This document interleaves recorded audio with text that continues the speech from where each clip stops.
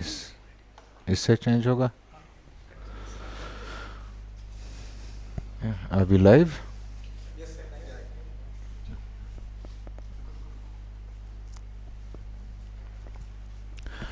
Good afternoon and a very happy Ram Navami to all those who've tuned in to today's session by Study Unifees.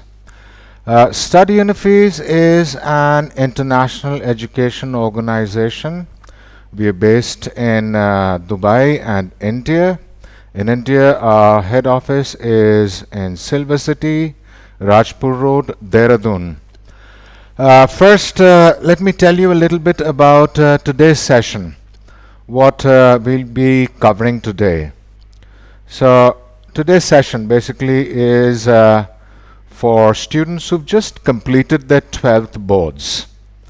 And today we'll try to answer this huge question that is probably coming up in the minds of all of you, not just now, but even in the past. So, after 12 boards, what exactly do you do? So, first, we'll be talking about study abroad pros and cons. What are the positives of studying abroad, and then also some negatives of studying abroad.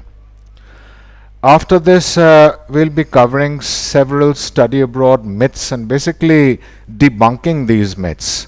There's a whole lot of misinformation out there about studying abroad, particularly in the English-speaking countries and also in Europe. So today we'll be looking at some of the most common myths in this area and explaining why these are just myths and telling you what the actual facts are. Next, we'll be looking at studying in India too. So this presentation is not going to be about only studying abroad. So what are the positives and negatives of studying in India? Now, next we'll be looking at a really important question. Where do you study? This is one question in which a lot of students get stuck. So, we'll be talking about all the advanced countries where a lot of Indian students go to study their bachelor's course. How to make this choice? That will be the focus of this particular section. Then we'll also be talking about choosing the right course. Now, I understand many of you have already chosen to study science or commerce or the arts in your 11 and 12. But these by themselves are very broad fields. Today we'll be narrowing it down. So, if you've studied sciences, the question in your mind should be, should you study biotechnology or should you study applied physics or engineering? So we'll be breaking it down, how to make sure that you make the right choice for the bachelor's course that you will study abroad. Next, we'll be talking about scholarships. The focus of this section will be scholarships abroad. How to get some of the biggest scholarships that are available to Indian students in various countries. After that, I hope a lot of parents are tuned in because I will also be talking about your finances. I'll be talking about how you can help your parents with finances by getting full scholarships, particularly full scholarships in the USA. Next, we'll be talking about the student journey. What happens from the start of the journey right till the culmination when you actually start studying abroad. What are the different steps on the way to this journey? What are the different hurdles in this journey? And how you can basically strategize right now to cross these hurdles. After that, I'll be talking about test preparation. As all of you probably know, you will have to give a few tests before you actually start studying abroad to qualify for admission. So I'll be talking about language proficiency tests like the IELTS, the TOEFL, the PTE. I'll also be talking about the reasoning tests like SATs or ACT, the reasoning test that young people in your position have to take before they start studying a bachelor's abroad. And finally, I'll be talking about the role of parents. Uh, of course, we understand that the decision should be ultimately the students, but parental involvement, end-to-end parental involvement, is extremely crucial in the whole journey that your child goes through. So let's start with some really important decisions that you should make at the very earliest. The first decision you should make is whether you want to study right here in India or why and whether you want to study abroad. So let's talk about course availability for both these options first. Abroad, any course is available. You will find a whole lot of niche courses, or what is actually perceived as niche courses, like biomedicine or nanotechnology. You'll find these quite commonly available abroad. So the mainstreams are STEM, basically science, technology, engineering, mathematics. Then there is business, then there are the arts, the humanities, fine arts, performing arts. So this is what most international students go for. Firstly, abroad, just about anything is available. Even if a new field pops up, like for instance AI, as soon as this new field gains any kind of traction, immediately there are courses for this. So for instance, like you can actually do a bachelor's in AI abroad, right? Now let's look at course availability in India. Well, the good thing is most common courses are easily available, like any major in business or the arts or the humanities. Most niche courses are relatively rare in India. Like, for example, it's not going to be easy to find a biotech or a nanotech or an AI bachelor's in India. So that's one difference. Now let's talk about access to the best universities. I will start with India.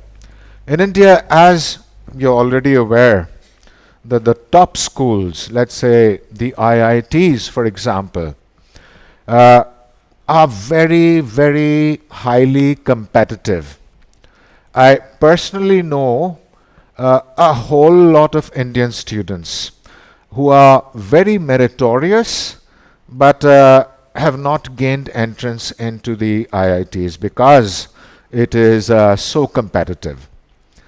However, the same students, a whole lot of the same students who couldn't get into IIT because of the JEEs or couldn't get into medicine because of the NEETs, were actually able to gain access, they were actually able to get admission into top schools abroad. For example, Ivy Leagues in the United States, or Russell Group universities in the United Kingdom, or GO8 universities in Australia. So, yes, it is competitive abroad, but the level of competition that you will experience, for example, in the IITs in India, it's not as competitive. A meritorious student with great language proficiency scores, great reasoning scores, great GPAs will get access to, let's say, top 100 universities worldwide in all the English-speaking countries, also in European countries. Then let's talk about pricing. This is a bit of a deal breaker for a lot of students when they think about studying abroad. Pricing is pretty high abroad. I mean, in America, an undergraduate course in a good university will probably start off at, say, $20,000 to $25,000 tuition yearly, which is a lot more expensive than in India. But the good news is that there are plenty of reasonably priced universities abroad too. Some of them are actually cheaper. The overall expenses are actually cheaper than some of the donations that parents pay, or some of the annual fees that parents pay right here in India. Right. So there's one thing that is very similar. Preparation needed to get into top institutes. Abroad, it's a long and pretty hard road preparing to get into top institutes. The same stands for India, basically. So, scholarships again abroad. You have a variety of scholarships to aim for. In India, yes, there are few and pretty rare actually. So, this was an analysis of studying abroad and studying in India. So next, moving on. The next thing that you will have to decide is what after where comes the what. What will I study? So abroad, there are a whole lot of choices. Like I said a little while earlier, that you can study just about any STEM or non-STEM major. Even the really niche majors, even the ones that are like brand new, for instance, a bachelor's in artificial intelligence, all are actually quite widely available. So plenty of STEM choices, and remember, STEM is science, technology, engineering, mathematics, and also plenty of non-STEM courses. So, and yes, there's even an undecided option, which you'd be surprised how many students actually utilize this. Now, what is the undecided option? Now, let's say you've been through the whole process, you've gotten career counseling, you've done psychometric testing, but you're still undecided on what you want to do in your bachelor's. This undecided option is for you. So now, what happens if you take a bachelor's with an undecided option? What happens is that in the first year in many universities, you will study a wide selection of courses from a variety of fields. However, in many universities at the end of the first year or at the end of the second year, you will have to decide on a major, right? So that is a bit of help for people who are undecided abroad. Now, in India, well, non-STEM is really not a problem. Like if you're talking about business or economics or social sciences, humanities, a lot of courses are quite easily available in the central universities, also in a whole lot of regional universities. So non-STEM in India, the scenario is pretty good. It's widely available. If you apply to a range of universities for a non-STEM major, then yes, you will probably end up getting accepted in a range of schools. Darinda, Mr. Dubey, thank you very much for saying hello. Please stay tuned in. And if you have any specific inquiries, please feel free to ask. So now let's talk about STEM choices in India. Again, if you want, particularly out of STEM, if you want engineering, then get ready for the JEE. If you want medicine, again, which is sciences basically, get ready for NEET. As you know, probably better than me, these are very highly competitive, and even a whole lot of meritorious students don't get in. So abroad, yes, there are exams for engineering and medicine. Like for medicine, you have the UCAT or the MCAT. For engineering, you have the SATs or the ACT. But the big difference is, like if you want to study, let's say, mechanical engineering or IT engineering or let's say biotechnology, the whole cohort of seats available is a whole lot more than India abroad. Cumulatively, in all the countries that Indian students go to, and also individually in, let's say, a country like the USA or a country like the UK or Australia. So cumulatively and also individually, a whole lot of more seats are available abroad than, let's say, India. So now we've seen that there are more options abroad as far as courses are concerned.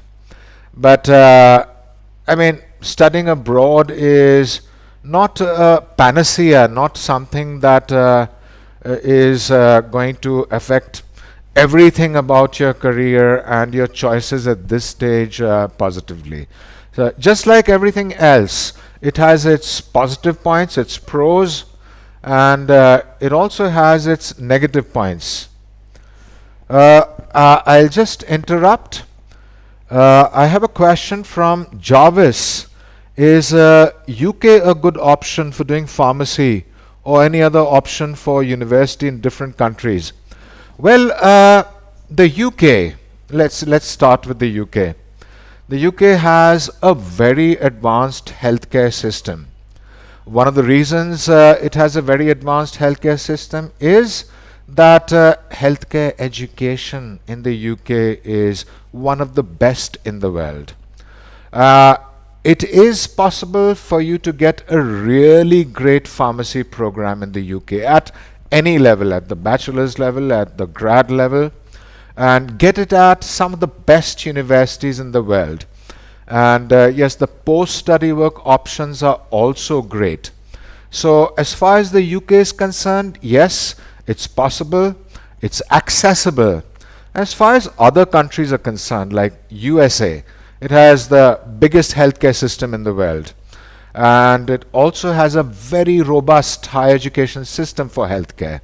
And getting into a bachelor's of pharmacy in the USA, yes, if you can basically get through the admission criteria, if you have the creds, then it's absolutely possible to do that. Even in other countries like Australia, Canada, New Zealand, or even mainland European countries like Germany and France, this course is available, and a lot of Indian students are already studying it. So Jarvis, I hope that answers your question satisfactorily. And if you want further information about pharmacy abroad, you're most welcome to get in touch with us. The easiest way to get in touch with us is just go on to our website. It's www.studyunifees.io, and book an appointment with me. We'll be able to talk in detail to you about your plans. So let me now get back to this presentation we are doing right now. So pros and cons. So the point I was making before I answered Jarvis's question was that study abroad, like anything else, has its positives and its negatives. So let's explore the cons first, the negatives first. Okay. Because I'm sure a lot of students and parents will be more interested about the cons, because they already have some degree of understanding about the pros. So what are the cons? First, distance. You're going to be on another continent with an ocean between you and your family. In-person interaction with your family, that is what a whole lot of people miss, a whole lot of my own students miss. The option of being in front of your parents, touching them, giving them a hug, sitting down next to them and just talking about stuff, it just does not exist once you're abroad. And then, yes, you have holidays, you can travel to India, but as you probably know, or as you surely know, very expensive and also quite time consuming. So distance is one problem. In culmination of this discussion over distance, I would say that a lot of students have shared with me that having a Zoom with your parents or having a video conversation with your parents on WhatsApp is just not a substitute for actually being near them. So that's one big con. So that's one thing I would advise any student and also any parent to think about. Next, integration. This is, you've heard about culture shock, I'm sure. This is something that basically takes some time. Now, first, let's understand what integration actually means. Integration is all the actions and the mental processes that are involved in becoming part of a community in a different country. It begins with small things, like learning how to cross the street, learning how to open a bank account, for instance. And then it goes on to bigger things. For instance, understanding the whole ethos of a society. What is being American all about? What is being Australian all about? There are some problems also, like understanding what civic sense is in Western countries. And gradually it's basically a process that culminates in you being comfortable with the community around you and also with the idea of being in a different country, a different culture. So that's another con, I would say. Integration is not easy, it takes time, but the rewards of integration are great. The kind of exposure you will get while integrating and also after integrating, that is something that is going to stand you in good stead throughout your lives. Cultural sensitivity, understanding multiculturalism, these are all very, very important for a global citizen, and integration helps you to actually get there. But the con is that it takes time. Next, the con with studying abroad. It is expensive, yes, but not unaffordable.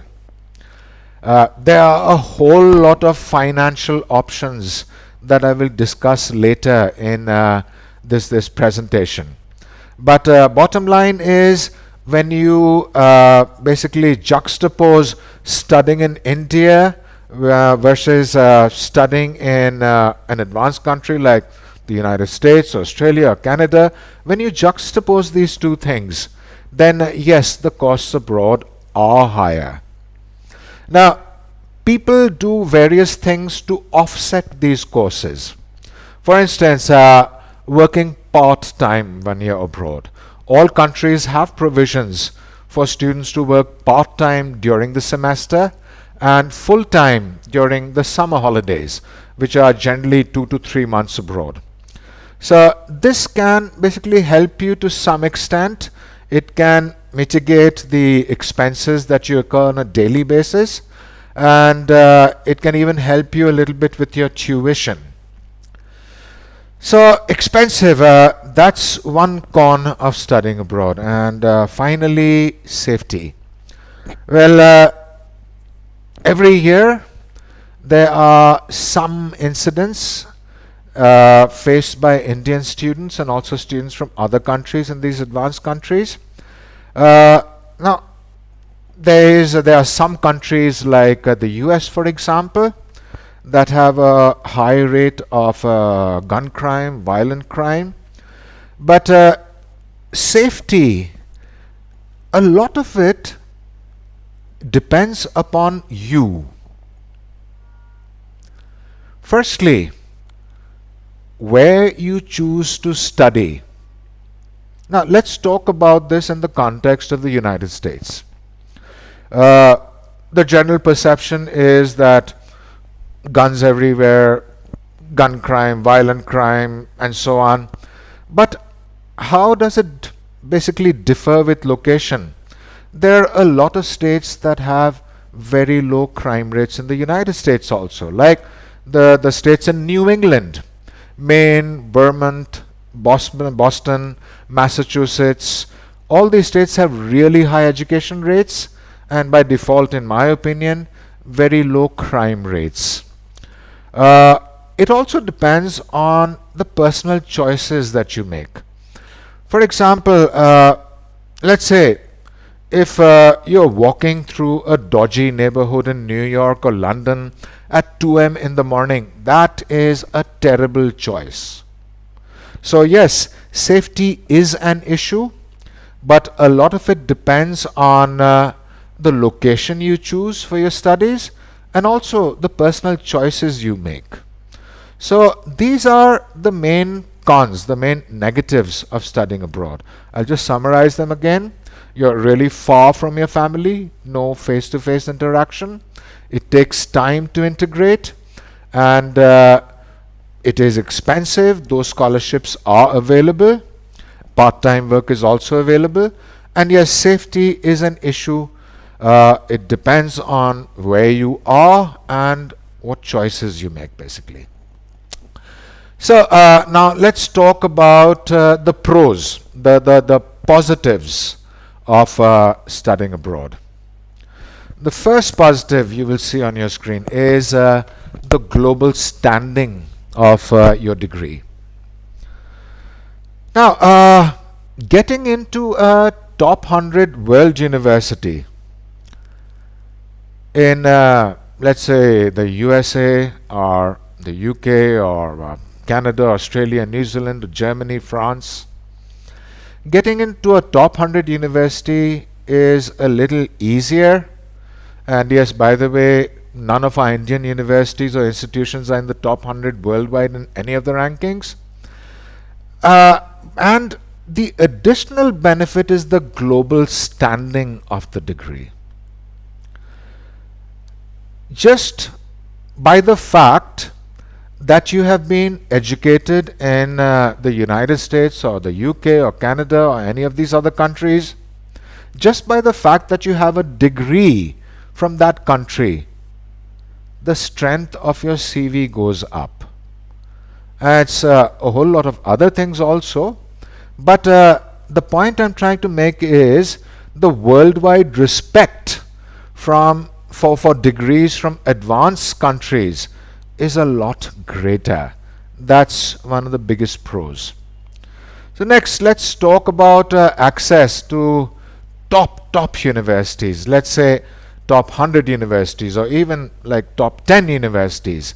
International students have access to all these universities. But yes, it is very, very competitive. I always tell my students to apply to a range of universities, keep some top universities among your range, keep some safety schools also. So yes, access to top world ranking universities is available abroad. If you have the merit, then yes, you can get in. Now we talked about expenses, how expensive it is to study abroad a little while ago. But then this is a point that actually negates that value for money. So you might be paying 30,000 USD for an American degree, 30,000 USD per year. That's just for tuition. But the value for money that you will get is it doesn't come in one dimension.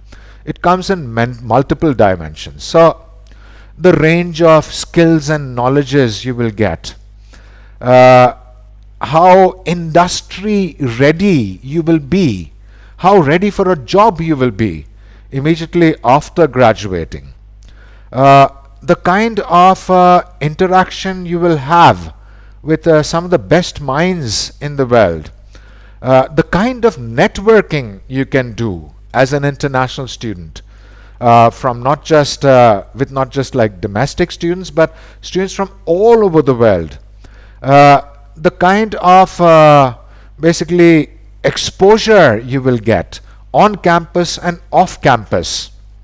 This is what makes all the expenses worthwhile.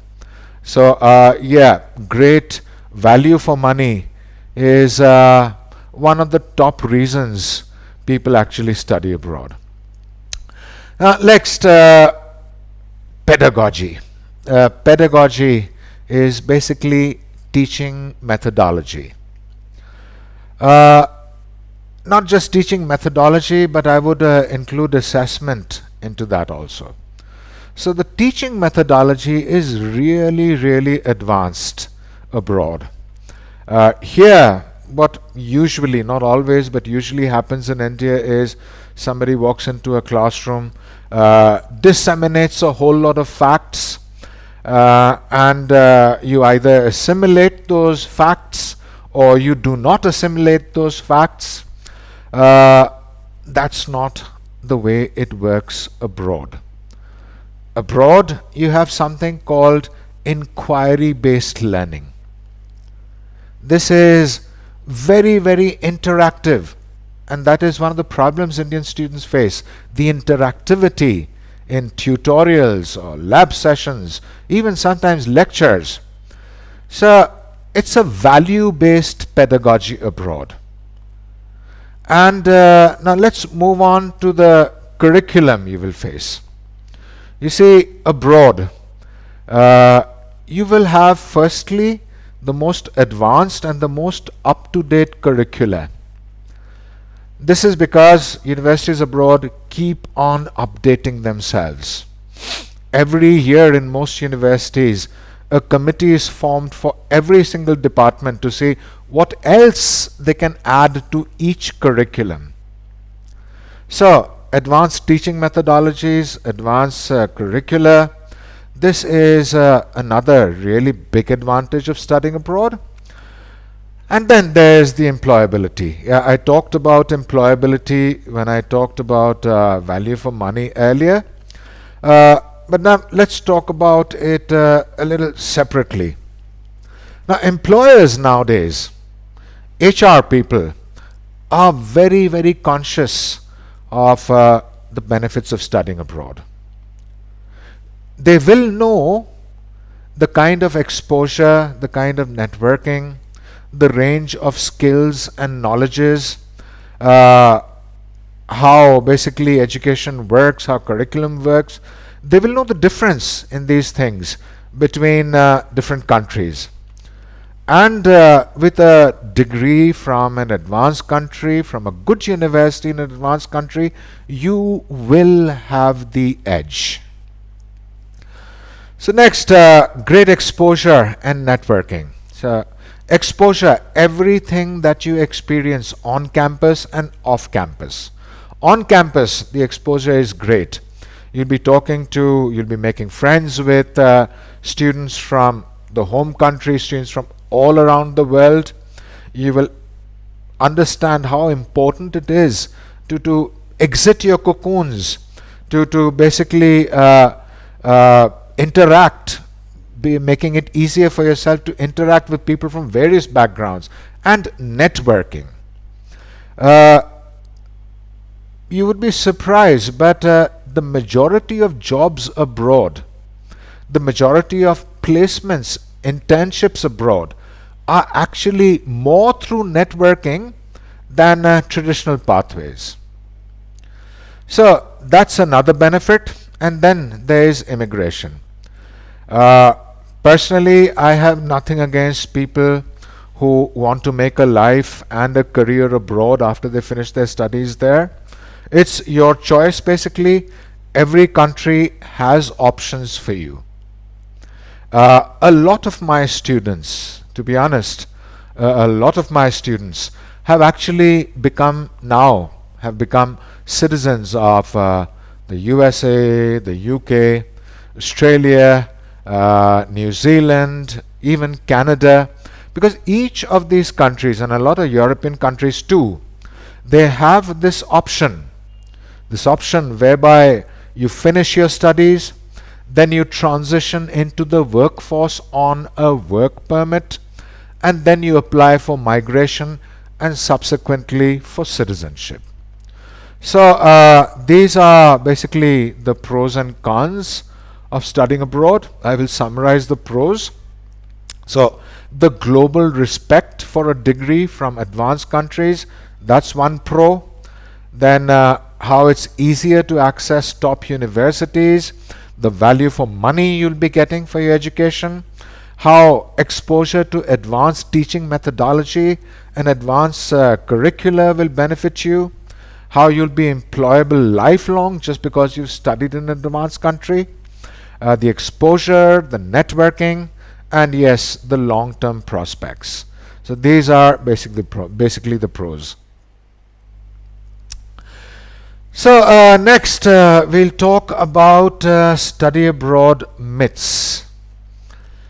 Now let's start with the first one. It's unaffordable. Well, I've already talked a little bit about this. Now I will just add some more. So the first point I made previously, yes, it's expensive.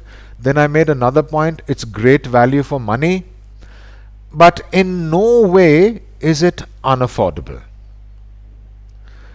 Yes, it is expensive. To offset that, what you can do is work within the legal boundaries abroad.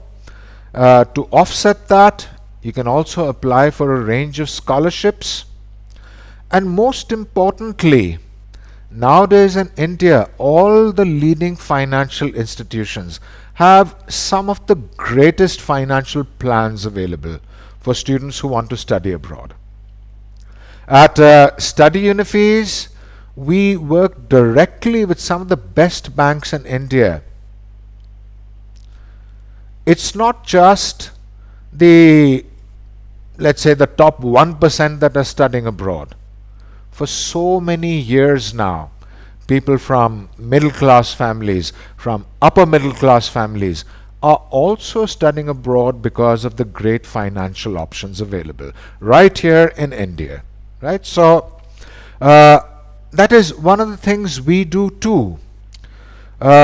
First, we have a very comprehensive session with parents and students regarding budgets.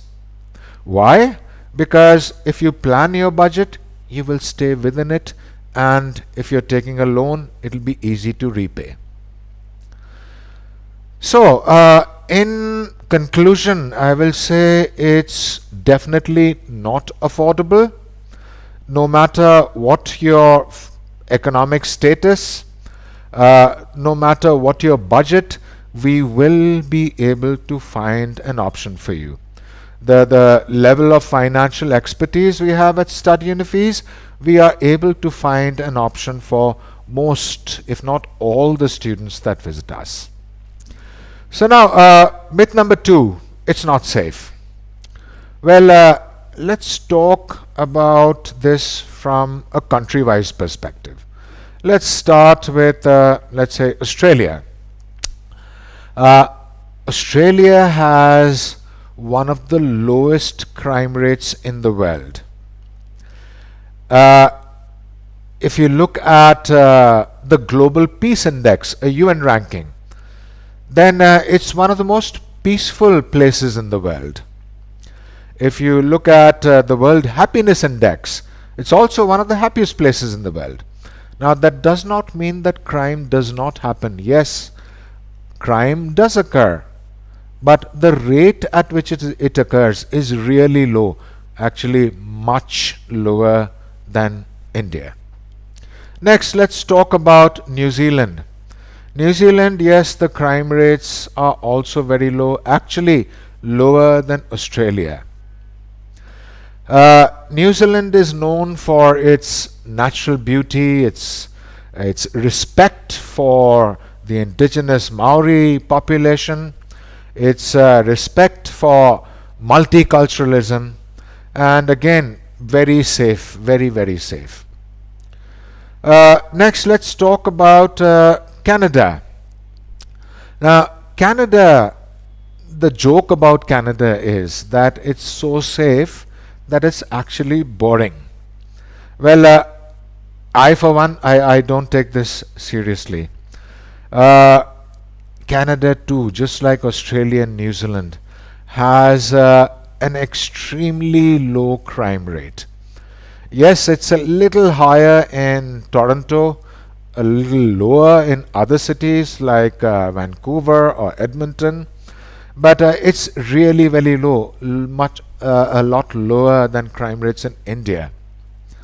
Then let's talk about the UK. Well, the UK, yes, has a slightly higher crime rate than Australia or New Zealand or Canada, but overall I would say it's one of the safest countries in the world. Again, the crime rates in the UK are a little lower than that in India. The US, now, yeah, I've already spoken about this. I'll just reiterate what I said. So yes, violent crime, gun crime, it's very high in the US. I'm sure you've heard about the campus shootings and the school shootings also. Yes, that happens. But then again, it really depends to a very large extent on where you are and the choices that you make. So a lot of places in the USA have a very low crime rate also. We help our students to make choices whereby everything is factored in, and safety is one of the first things that we factor in when we talk about locations and universities. So it's not safe is a gross exaggeration. My conclusion is that it really, really depends on the choices that you make. So now, next, admissions. You can't get into top universities. That is not strictly true. You can. But let's say top universities like Harvard, Stanford, MIT in the US, or Cambridge and Oxford in the UK, or University of Melbourne in Australia. These top universities are really competitive, really, really competitive. Right, I have a question here, so I'll just interrupt this broadcast. Preetham, your question is, what is the income rate in the USA? Well, my advice to you is first think about succeeding in education, and then think about income. Now, income really, to answer your question, income really depends on firstly what field you are in. STEM incomes, that's science, technology, engineering, mathematics, are generally speaking a little higher than people who've done arts, humanities. The median income, the average income in the USA for a college graduate starts immediately after your graduation, when you start working, is say around $50,000 per year. So that's about $4,000 per month, which in Indian money would be something like 3.5 lakhs per month. So I hope that satisfactorily answers your question, Preetham. Thank you for your question. And if you want to engage further with me, just go to our website www.studyinafees.io and book an appointment with me. We can talk in much more detail about your plans, what you want to study, and yes, also how much you will earn after your graduation. So next, the next myth, that real expertise for study abroad is not available in India. Well, it is, but you have to be very careful about choosing a consultant in India. There are several things that you should look at. Firstly, if there's a study abroad company, is it accredited or not? Then the counselor that you are speaking to, the actual person that will guide you, is he certified or not? There is no shortage of certified counselors in India, and there are also quite a few companies who are accredited. The main accreditation in India for the company as a whole is something called ICEF, which Study Unifees is very proud to have. And there are different certifications for different counselors.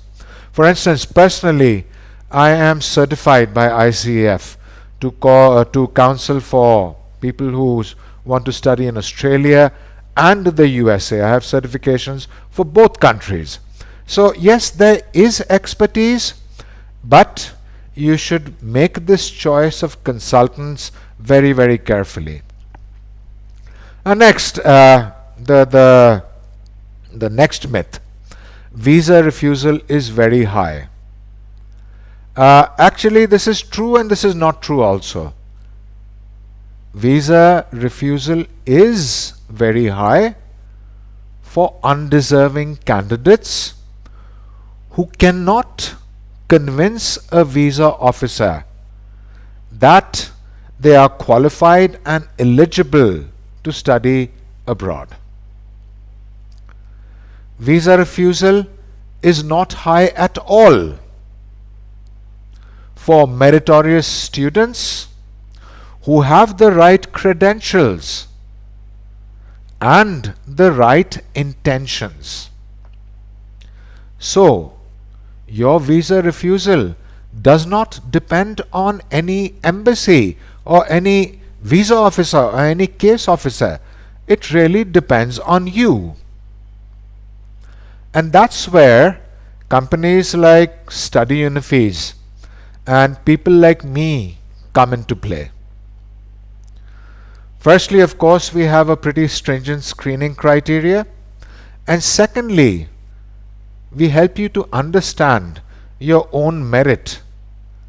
And more importantly, we help you to present yourself as a meritorious and deserving student in any embassy in the world. Now, visa refusal very high, this is the myth. But then, how come India is the #1 source country for the USA? It's the last time I looked at the stats, it is the second highest source country for Australia, the #1 in Canada. How did that happen if visa refusal is so high?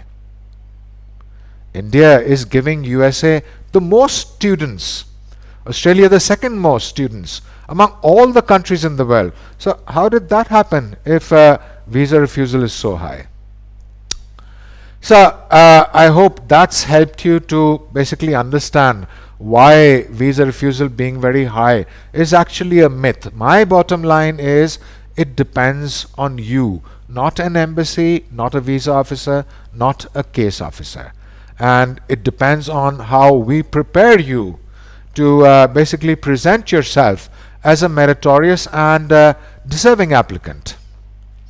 So next myth, very difficult to adjust. Yes, it is difficult But if you prepare from India itself, it's not difficult at all. That is another one of the things that we do. Teaching you what the ethos of a country is, what it means to be American, what it means to be an Australian, which will help you to understand these people when you actually get there. That is very, very important. And all the little bumps in the road that occur, helping you while you are in India to prepare for these little bumps, that is very important. That's why very difficult to adjust is a myth. It's only true for those who go abroad with their eyes shut, without knowing anything about what they're getting into. So next, last myth for now, no jobs. If you are expecting to get a job as soon as you get off that plane, please lose your expectations. Jobs are available. In America, for instance, in an urban environment, it's not a problem finding low-skill jobs. In other countries, yes, jobs are available, but it's not like there are jobs waiting for you. Jobs that you can get immediately after getting on getting off that plane. Jobs are available. Yes, you will have to search for them, and when you get a great job, then you have to focus on basically holding on to it for dear life. So no jobs is one of the biggest myths. So now we'll look at choosing the right country. How you should basically do this. Well, first of all, what you have to realize is what you see on your screens right on top. No one country is the best for everyone. No one country is the best at everything. So if you say the United States is the best for every student, excuse me. So if you say the United States is the best for every single student there is, or if you say something like Australia is the best for everyone, that is actually a highly illogical statement to make.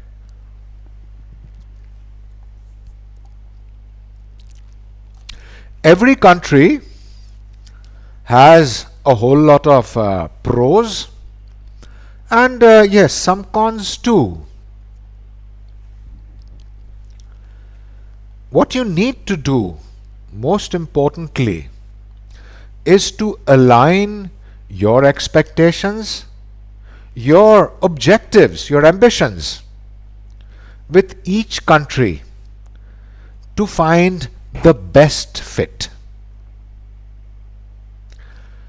This is a process that takes time, yes, but this is a very necessary process.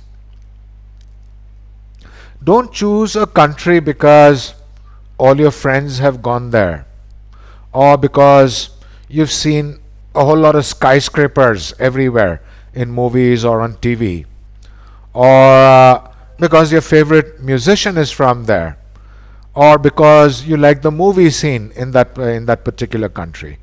Like I said a little while earlier, it is very necessary to basically match your expectations, your objectives with the pros and cons of each country, and then choose. So it's important to understand everything about a country before actually choosing where you will study. That is again where people like me come in. So one thing while choosing a country is, on a lot of people's minds, is immigration, making a life and a career there. Yes, most developing countries have an option for this.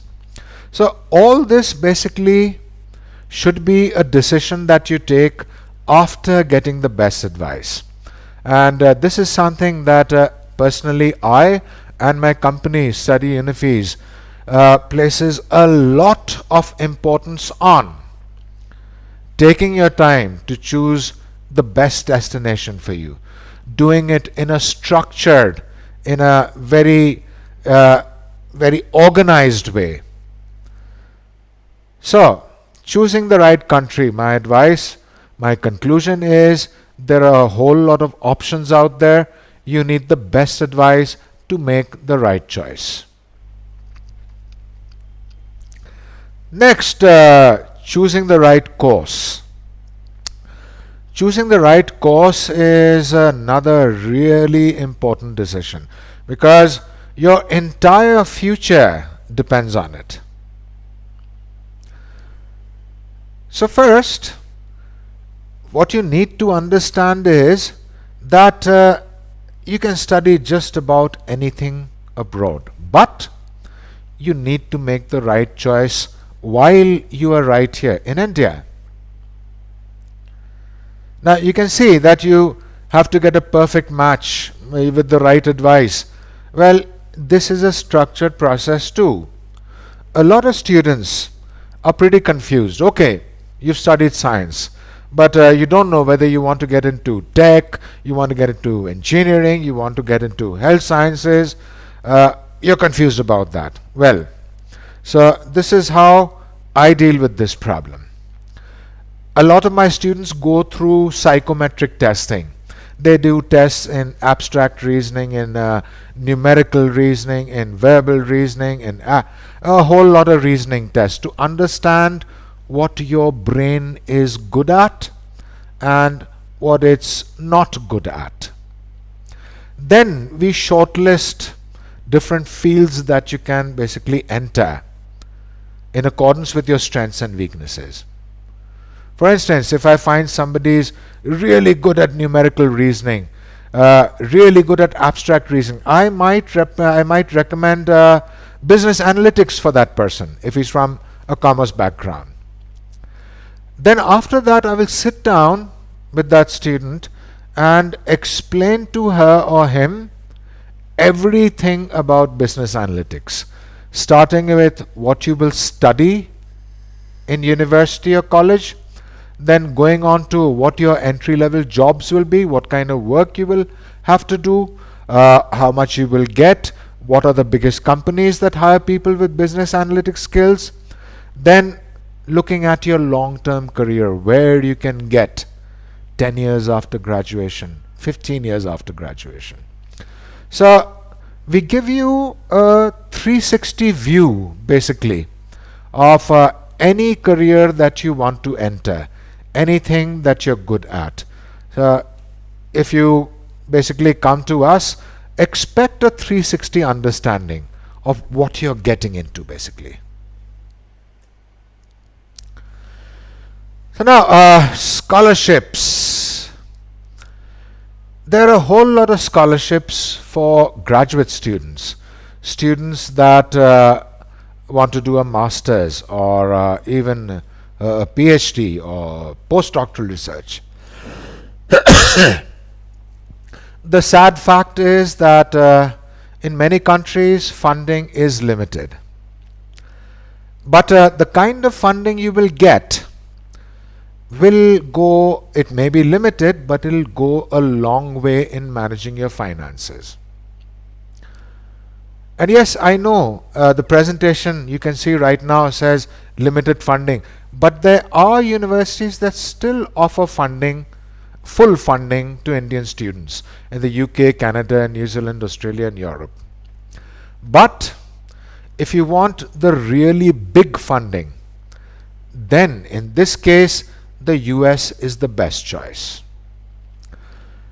What can you get? So yes, you can get full ride scholarships. What does this mean?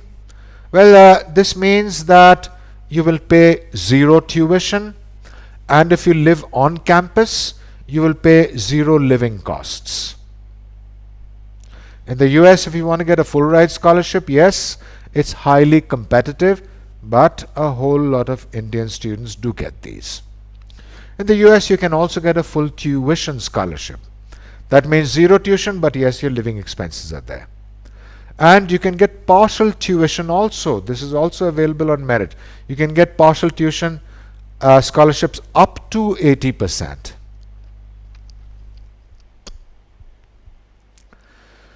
So next, planning your finances. So the first point I would like to make is that if you are planning to study, you've given your 12th, fine. If you have this idea in your mind, then let's sit down, let's talk about this. We need to understand who you are, what kind of merit you have, where you want to study, what you want to study. We need to understand your parents, what their financial resources are. We will come up with the best plan for your finances.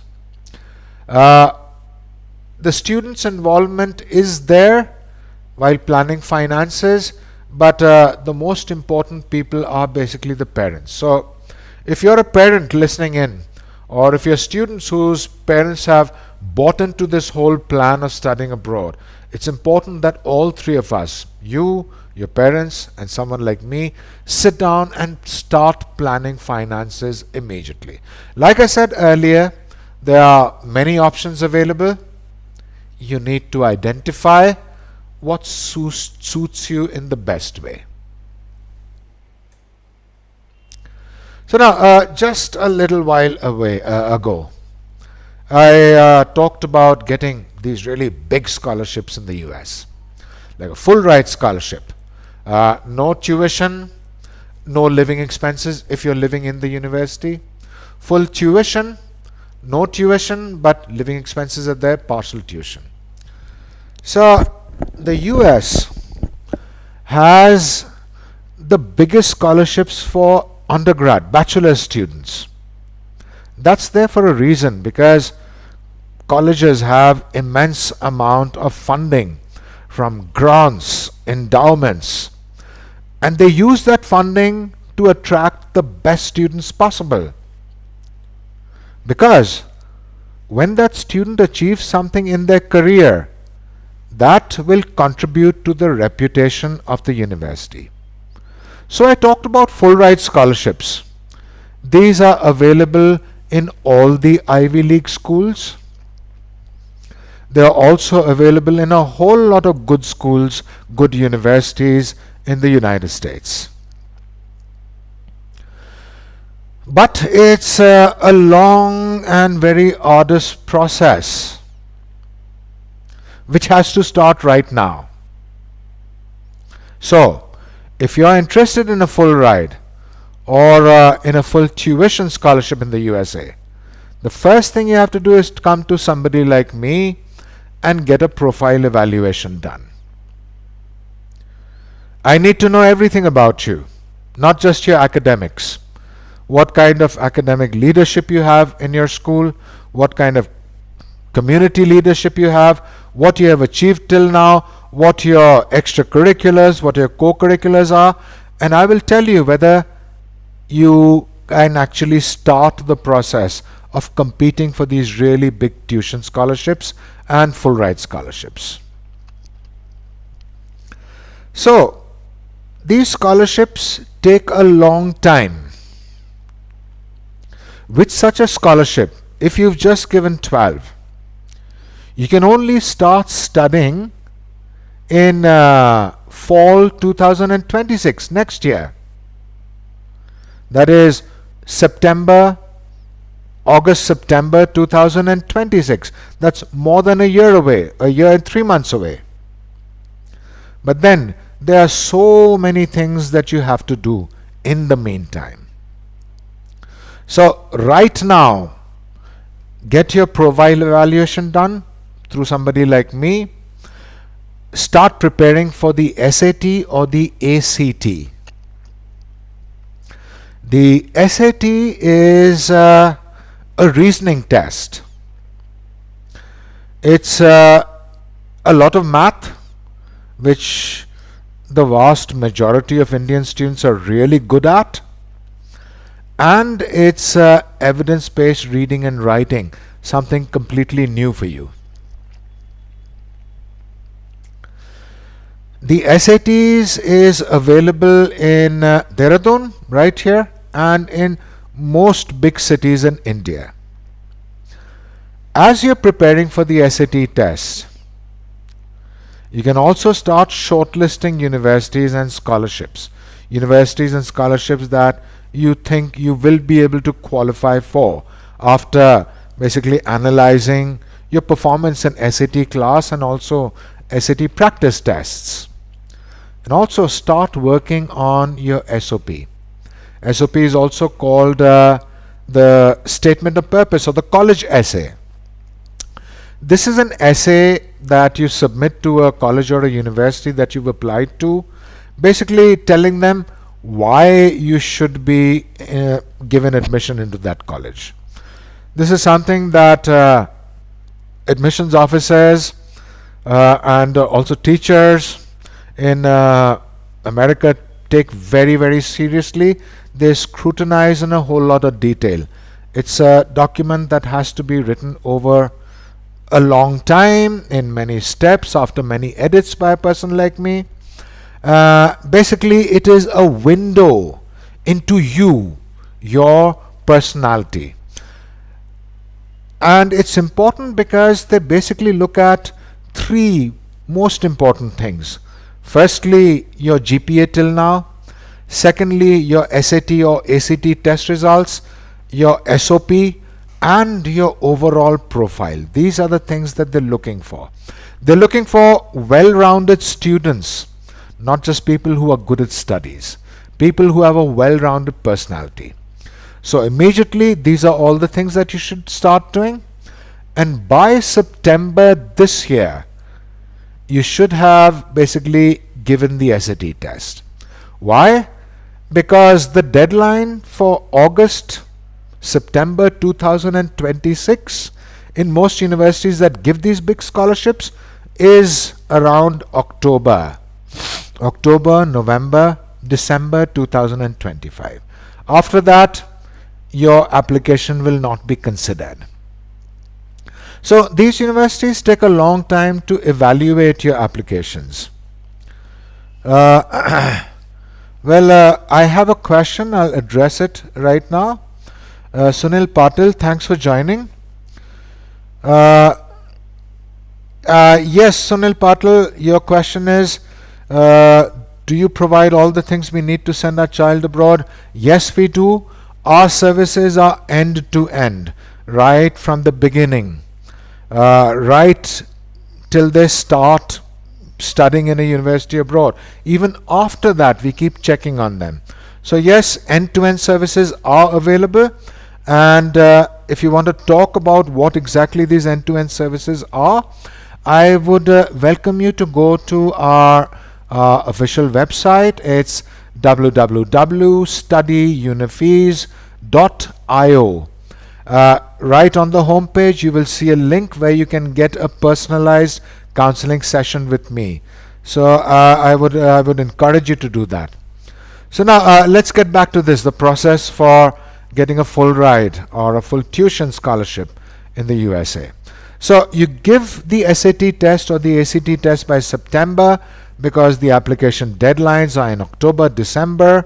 That's when you have to submit your application if you want to start studying with a really big scholarship in August, September 2026. So now you start getting offers from universities and you basically compare your offers.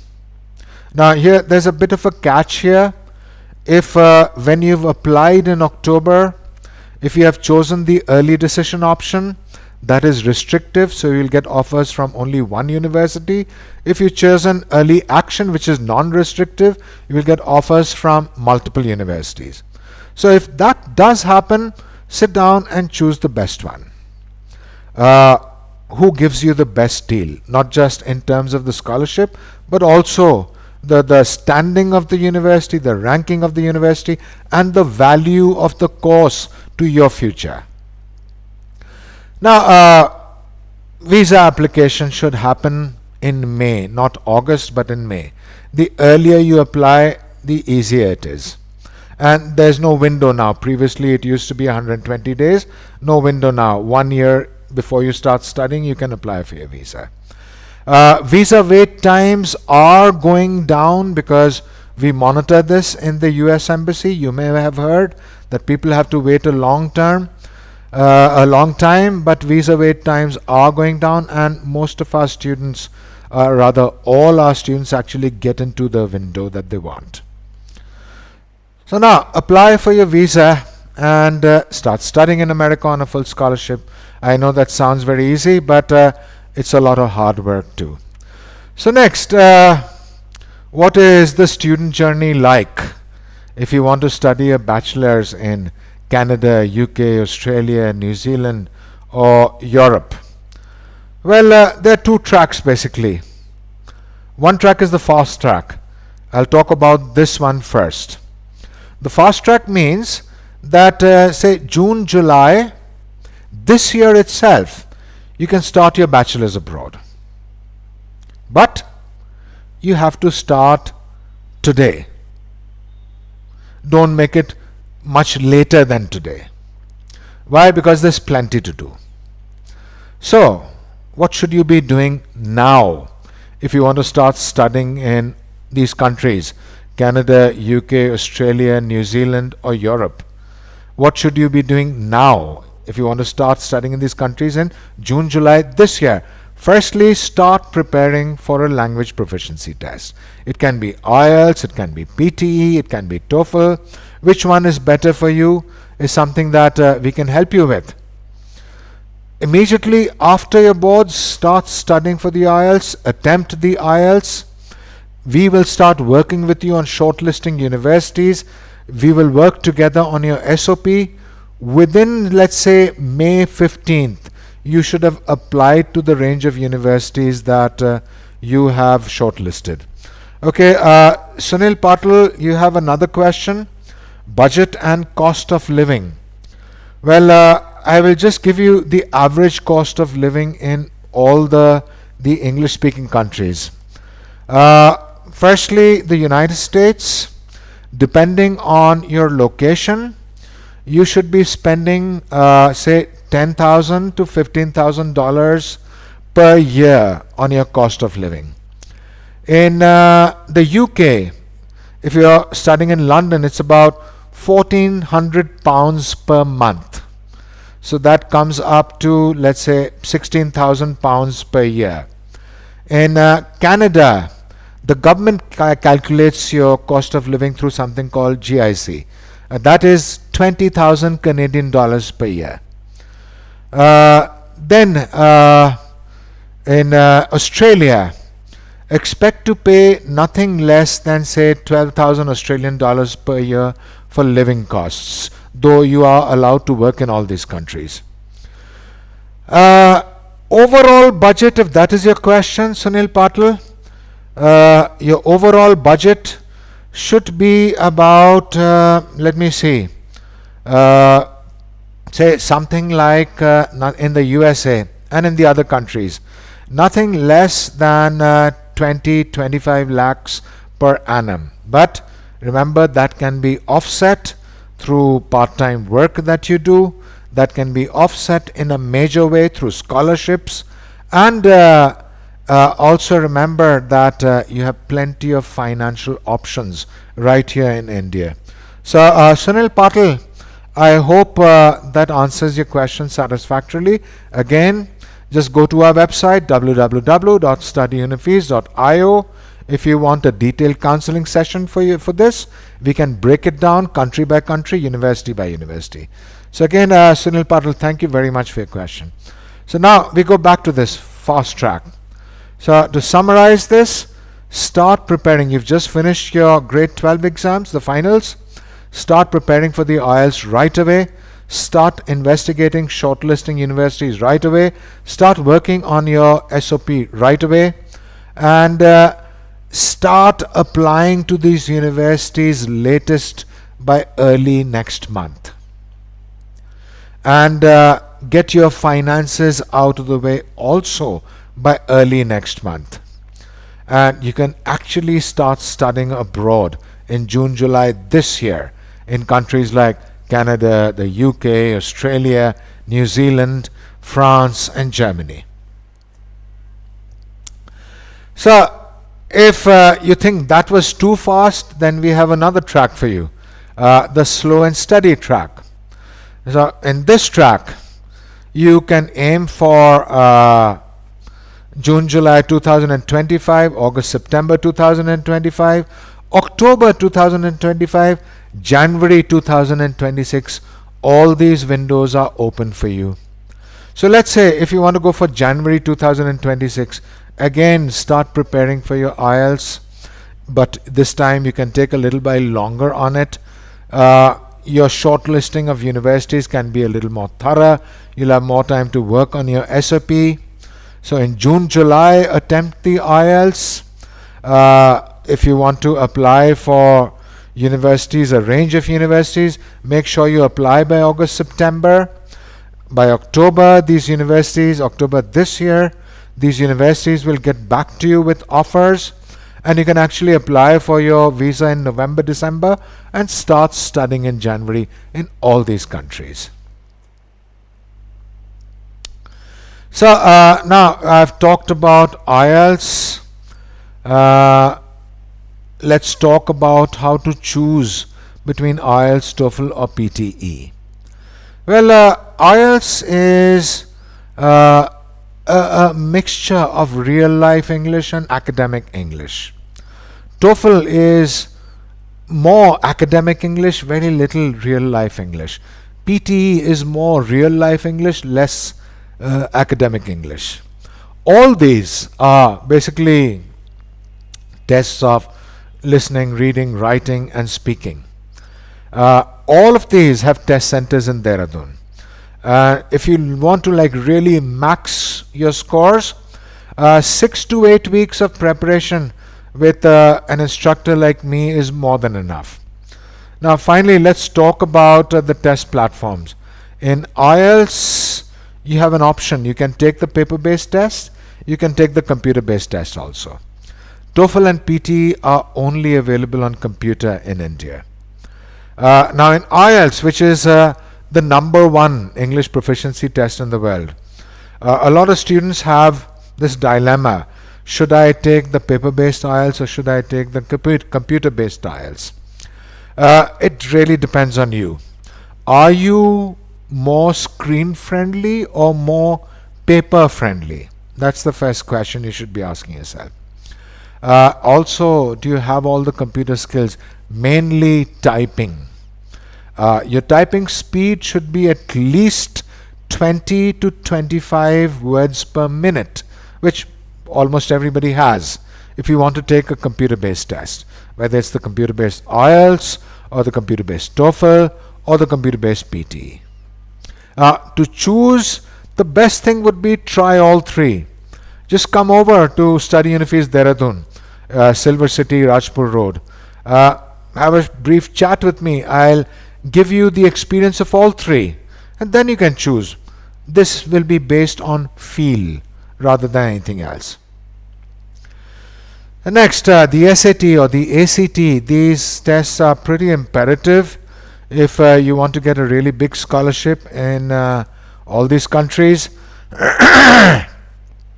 SATs is a whole lot of math. It's also a whole lot of reading and writing, but not reading comprehension like you've done in school. This is evidence-based reading. It's a little more analytical. For that, you'll need to be really well prepared. And I personally have been teaching SATs, evidence-based reading and writing, for the last 20 years actually. And classes are available throughout the year at Study Unifees. So the total score is 1600. If you can give me a score of at least 1450, I can guarantee you a full scholarship. Big statement, but yes, that is not something new to me. I have done this with dozens of students. I can also guarantee you Ivy League seats or seats in Stanford, MIT, etc. Lastly, we will talk about the role of the parent. Before that, I have a question from Mayuresh Adnikar. What challenges do we face in the first few months? Great question, Mayuresh. Mr. R. Ghosh, I would request you to stay online. I will address your question first, next. First, Mayuresh, your question. What challenges will you face? Well, I've already talked about one challenge: integrating into your community, understanding the ethos of being American, or being Australian, or being British, or being Kiwi, or being Canadian, and actually becoming part of that community. Culture shock is a real thing. It happens. And it's not just one thing, it's a whole lot of things. So we help you to do that from right here. So integrating is one challenge, integrating culturally, integrating into your community. The second challenge is getting used to the teaching methodology. Now, what does this entail? Firstly, what happens inside a classroom? Very interactive classrooms. You are expected to contribute. You are expected to be very, very interactive. No spoon feeding. Like I said earlier, the teaching methodology is inquiry based abroad. No spoon feeding. A lot of stuff that you're going to have to study all alone, right? So your teacher could walk into a classroom and say, okay, this is the name of a book, read it and come back in say 20 days. Or rather, we will discuss it in 20 days. So a lot of the learning is by yourself. And lastly, one problem everybody has, and this is continuous assessment. Abroad, you are not evaluated on terminal exams or yearly exams. That doesn't happen. You are evaluated throughout the year. It could be through tests, it could be through presentations that you have to make, it could be through how interactive you are in class, it could be through your attendance records, it could be how well you have basically networked with other students and your teachers. So continuous assessment is a big problem abroad. Academically, that is the biggest problem. So again, let me summarize my answer to you, Mayuresh Adnikar. The first problem is integrating, culture shock. The second problem is getting used to the teaching methodology and testing abroad. These, of all the students that I've sent, that I've followed up with, they mentioned these as the two major problems. Mr. R. Ghosh, R. Ghosh, your question is, how long does it take to complete an SAT's course? Well, our standard SAT course is 8 weeks. And let's say if you are taking an 8-week course on evidence-based reading and writing, that would entail 1 hour of coursework every day from Monday to Friday for 8 weeks, and full-length testing every single Saturday. So I hope that has answered your question satisfactorily. Thank you, R. Ghosh, for your question. So now, right at the end of our presentation today, our session today, what is the parent's role? Well, parents, you have seen a lot more of the world than your child has. And your experience outweighs by far that of your child. So, your active participation should be basically end to end. From the first day you meet somebody like me, till your child has actually comfortably integrated socially and academically, and even after they graduate, your participation should be complete. In which areas? All the decision making. Now, yes, I'm a strong believer that the decision making should be the students. They themselves should decide where, what they will study. They themselves should make these important decisions, but with parental backing. The most important role of the parent is financial planning. Financial planning, the earlier you start, the better it is. And the more you participate in financial planning, the better it is for the ultimate outcome. And yes, of course, you've been giving emotional support to your child throughout, and your emotional support should continue till they actually finish their studies. So that was basically all that I wanted to cover in today's presentation. For those of you who've been with us throughout the presentation, I can see there are quite a few of you. Thank you very much for your presence. And we are available to talk. We are always there for you. My name is Sanjay, and you can book an appointment with me just by logging on to our website. Our website is www.studyunifees, that's STUDYUNIFEES.io. So just log on to our website. Right on the home page you will see a link and a banner that will take you to another page that will help you to book an appointment. And once you book an appointment, then basically we can get online or even face to face and talk it out. I've been in international education for 28 years now, and I've encountered just about every situation that any student, any parent, or any counselor can encounter during the whole process. So just get online and book an appointment with me. Thank you so much for your participation in this session. We will end this session here. Thank you again, and I hope to see you again in another session like this.